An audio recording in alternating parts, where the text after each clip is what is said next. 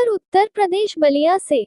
मुख्यमंत्री योगी आदित्यनाथ ने किया बलिया से बीजेपी प्रत्याशी नीरज शेखर के समर्थन में जनसभा। अब खबर विस्तार से। एक तरफ प्रचंड गर्मी तो दूसरी तरफ सियासत पारा चढ़ते जा रहा है। पूरे देश में लोकसभा चुनाव हो रहा है। तीसरी तरफ आज शनिवार को छठवें चरण का मतदान शुरू है। ऐसे में बलिया के पड़ोसी जिला गाजीपुर देवरिया में प्रधानमंत्री का दौरा रहा है, तो बलिया के दो संसदीय क्षेत्र सलेमपुर और बलिया का सीएम योगी आदित्यनाथ ने तूफानी दौरा किया। वहीं बलिया के बैरिया में पहुंचे सीएम योगी आदित्यनाथ ने परिवहन मंत्री दयाशंकर सिंह को कहा कि चुनाव बाद बैरिया बलिया के लोगों को अयोध्या का दर्शन करवाइए। बता दें कि पूर्व प्रधानमंत्री स्वर्गीय चंद्रशेखर के पुत्र नीरज शेखर बीजेपी के बलिया से प्रत्याशी हैं, जिनके समर्थन में शनिवार को बैरिया के लक्ष्मण दास इंटर कॉलेज के मैदान में उन्होंने जनसभा किया। इस दौरान सीएम योगी ने मंच से संबोधन करते हुए कहा कि दयाशंकर परिवहन मंत्री उत्तर प्रदेश सरकार से कहूंगा कि रोडवेज का सब इन्हीं के पास है। बैरिया और बलिया के लोगों को चुनाव बाद अयोध्या का थोड़ा दर्शन करवाइए। जैसे आप अयोध्या जाएंगे, साक्षात प्रभु श्री राम कृपा करने लगेंगे। ये त्रेता युग अयोध्या आपको अयोध्या में नजर आएगी। इतने पर जय श्री राम का नारा लगाते लोग दिखाई देने लगते हैं। सीएम ने सवाल किया, ये काम कांग्रेस और समाजवादी पार्टी के लोग कर पाते? सीएम योगी ने कहा, ये राम मंदिर नहीं बना सकते, ये विकास नहीं कर सकते, गरीब कल्याण नहीं कर सकते, ये आपको सुरक्षा नहीं दिला सकते। कहा कि कांग्रेस समाजवादी पार्टी की सरकार थी, सुबह हम उठकर अखबार पढ़ते ही पहली खबर मिलती थी भ्रष्टाचार की, आतंकवाद। बोलते हुए सीएम योगी आदित्यनाथ ने कहा कि सबका सफाया हो चुका है। कांग्रेस सपा की सरकार थी, जब हम कहते थे तो वो लोग कहते थे आतंकवादी सीमा पार के हैं। बहनों भाइयों, आज कैसे समाप्त हो गया। अब तो पटाखा बज जाए तो पाकिस्तान सफाई देता है। अंत में सीएम योगी ने कहा कि पाकिस्तान समझता है अगर कोई छेड़ेगा तो छोड़ेगा भी नहीं, और बलिया से ज्यादा इस भाषा का इस्तेमाल कैसे दूसरा कैसे कर सकता है। बलिया ने तो कभी गुलामी स्वीकार की ही नहीं। उत्तर प्रदेश बलिया से सुरेंद्र गुप्ता की रिपोर्ट, न्यूज़ अवीपी से।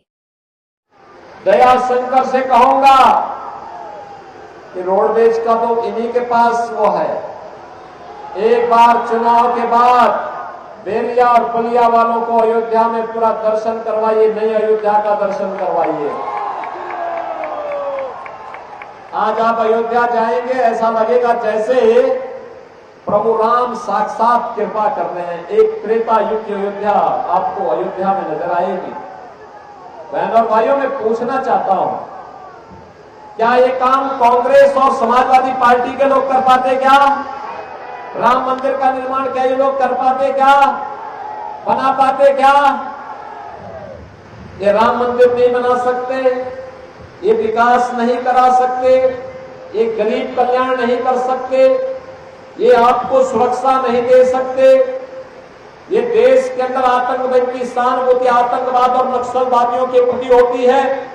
भ्रष्टाचारियों इनके शागिर्द बनते हैं, हर बड़ा माफिया इनके सरपरस्त इनका होता है, तो फिर हम इनको काहे अपने सिर में ढो करके चलते हैं? क्यों अपने लिए बोझा बनाते हैं? और मैं यही कहने के लिए आज आपके पास आया हूं कि बहनों और भाइयों, हमारा दायित्व बनना चाहिए मोदी जी के नेतृत्व में, जैसे भारत ने 10 वर्ष में एक बेहतर योजना बना करके भारत का कायाकल्प किया है, दुनिया के अंदर भारत का सम्मान बढ़ा है, भारत की सीमाएं सुरक्षित हुई हैं, आतंकवाद और नक्सलवाद समाप्त हुआ है।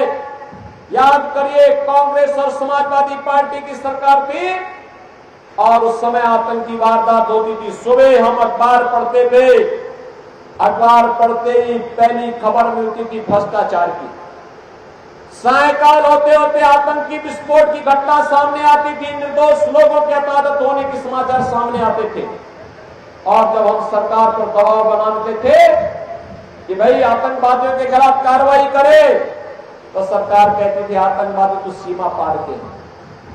हमें आश्चर्य होता था अरे सरकार को अपने नागरिकों को सुरक्षा देना उसका दायित्व है।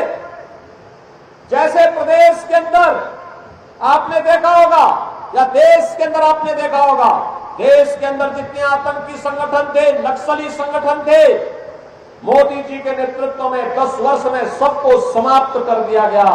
न रहेगा बांस न बजेगी बांसुरी।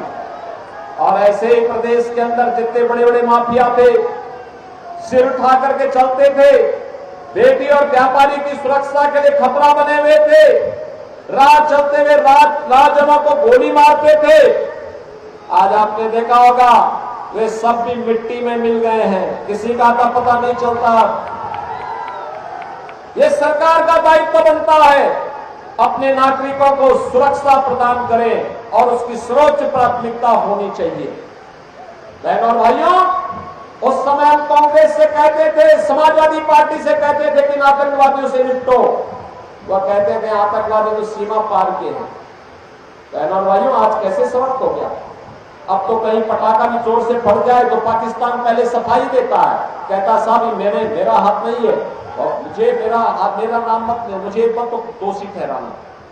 बहनों भाइयों, पाकिस्तान को मालूम है ताकत की भाषा वह समझता है और जानता है ये नया भारत है, छेड़ेगा नहीं, लेकिन अगर कोई छेड़ेगा तो उसको छोड़ेगा भी नहीं। और बलिया से ज्यादा इस भाषा का इस्तेमाल कोई दूसरा कैसे कर सकता है। बलिया ने तो कभी गुलामी स्वीकार की ही नहीं। देश 1947 में आजाद हुआ, बलिया ने 1942 में ही अपने को स्वतंत्र घोषित कर दिया था।